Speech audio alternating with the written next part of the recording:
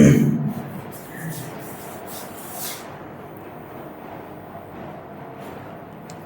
morning class. Today's chapter Hertz observation and Hertz and Lenard observation. Photo electric effect को सबसे पहले देखने वाला जो बंदा था वो एक्चुअल में हर्ट्ज था। हर्ट्ज ने क्या बताया, photo electric effect was first discover by Hertz in 1887। 1887 में सबसे पहले फोटो इलेक्ट्रिक इफेक्ट को हर्ट्ज ने ऑब्जर्व किया। उसने क्या बताया, व्हेन अल्ट्रावायलेट रेज क्या करी जाए, incident on a metal surface, किसी मेटल सरफेस किसी कैथोड के ऊपर अगर अल्ट्रावायलेट रेज को इंसिडेंट किया जाता है तो उस कैथोड के अंदर से नेगेटिव चार्ज पार्टिकल निकलते हुए दिखाई दिए। ये पार्टिकल एनोड की साइड चलना शुरू कर देते हैं। देन नेगेटिव चार्ज पार्टिकल्स क्या होते हैं, emitted from the cathode and start to move towards the anode. तो हर्ट्ज ने बताया जब अल्ट्रावायलेट रेज को किसी कैथोड के ऊपर इंसिडेंट करते हैं तो कैथोड से नेगेटिव चार्ज पार्टिकल इमिट होने के बाद एनोड की साइड को चलना शुरू कर देते हैं। बाद में रिसर्च में पता लगा दिस पार्टिकल्स क्या थे, इलेक्ट्रॉन्स, एंड दिस पार्टिकल्स क्या कह दिया गया, इलेक्ट्रॉन्स का नाम दे दिया गया।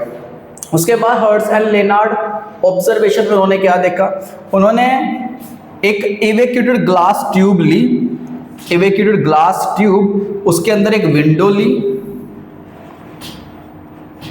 एक कैथोड की प्लेट लगाई, एक एनोड की प्लेट लगाई। जब अल्ट्रावायलेट रेज को इस कैथोड के ऊपर इंसिडेंट करा जाता है तो वे नेगेटिव चार्ज पार्टिकल्स इमिट होने के बाद एनोड की साइड को चलना शुरू कर देते हैं। कैथोड को बैटरी के पॉजिटिव से कनेक्ट कर दिया और एनोड को नेगेटिव से कनेक्ट कर दिया एक स्पेशल मैकेनिज्म कम्यूटेटर की हेल्प से। किसकी हेल्प से, कम्यूटेटर की हेल्प से। कम्यूटेटर से ये फायदा है कि आप बैटरी को इंटरचेंज करे बिना कैथोड एनोड के पोटेंशियल को चेंज कर सकते हैं। आप पॉजिटिव नेगेटिव अगर चेंज करना चाहें। और मीटर को सीरीज में कनेक्ट कर दिया और एक वोल्ट मीटर को पैरेलल में कनेक्ट कर दिया। जैसे अल्ट्रावायलेट रेज इंसिडेंट करी जाती हैं कैथोड के ऊपर तो नेगेटिव चार्ज पार्टिकल्स इमिट होने के बाद एनोड की साइड को चलना शुरू कर देते हैं और सर्किट के अंदर एक फोटो इलेक्ट्रिक करंट फ्लो करने लगती है।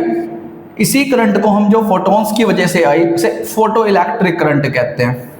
अब बात करते हैं इससे रिजल्ट्स क्या क्या है। उन्होंने तीन बेसिकली रिजल्ट देखे। पहला रिजल्ट उन्होंने देखा कि लाइट की इंटेंसिटी, जब उन्होंने अल्ट्रावायलेट रेज की इंटेंसिटी बढ़ाई तो फोटो इलेक्ट्रिक करंट भी क्या होने लगती है, इंक्रीज, और डिक्रीज करने पे क्या होने लगती है, डिक्रीज। तो उन्होंने कहा कि फोटो इलेक्ट्रिक करंट इंटेंसिटी क्या होती है, डायरेक्टली प्रोपोर्शनल, और डायरेक्टली प्रोपोर्शनल किससे रिप्रेजेंट करते हैं, स्ट्रेट लाइन ग्राफ। लेकिन ऐसा तब देखने को मिला जब फ्रीक्वेंसी और वोल्टेज, बैटरी वोल्टेज दोनों क्या रखी गई, कांस्टेंट।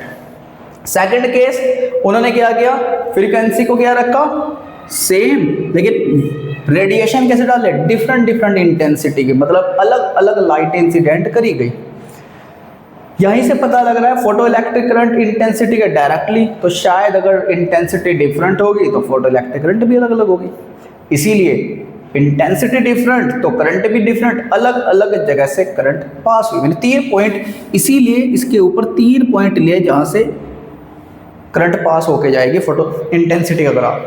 फ्रीक्वेंसी सेम तो शायद एनर्जी सेम, जो इलेक्ट्रॉन इमिट हुए उन एनर्जी सेम तो उन सबको रोकने के लिए स्टॉपिंग सेम।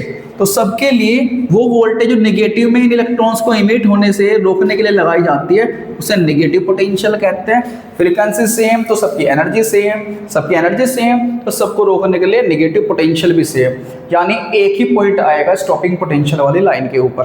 ठीक, तो यहाँ एक सिंगल पॉइंट, यहाँ 3 पॉइंट, तीनों से पास होती हुई मैंने लाइन खींच दी। यह ग्राफ फोटो इलेक्ट्रिक करंट और एनोड पोटेंशियल के बीच ग्राफ को दिखाता है। अब जिसकी इंटेंसिटी करंट के डायरेक्टली, जिसकी इंटेंसिटी ज्यादा शायद उसकी करंट भी ज्यादा, तो सबसे ज्यादा इंटेंसिटी, सबसे ज्यादा करंट चेक करो किसकी है, ये वाली करंट सबसे ज्यादा, यानी I1 कौन सा होगा, फर्स्ट वाला ग्राफ, I2 कौन सा होगा, सेकंड, और I3 का कौन सा होगा, थर्ड वाला। ऐसे ही सेकंड कंडीशन उन्होंने क्या किया, इस बार फ्रीक्वेंसी डिफरेंट लेकिन इंटेंसिटी क्या थी, सेम। तो यार इंटेंसिटी सेम तो करंट सेम, यानी करंट वाली लाइन के ऊपर एक ही पॉइंट आएगा। तो लास्ट में जाकर देखो एक ही करंट दे रहे हैं सारे।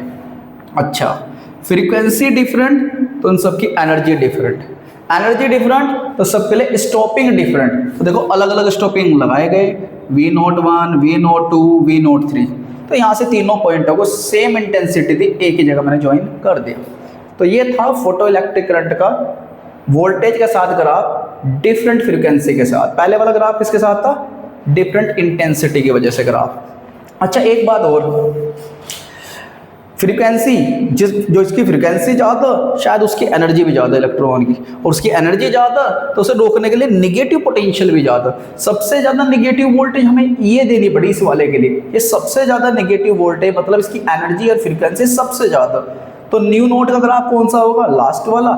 न्यू टू का कौन सा होगा? सेकंड वाला। न्यू थ्री सबसे कम एनर्जी, तो इसका मतलब सबसे कम स्टॉपिंग, तो सबसे कम वोल्टेज वाला किसका होगा?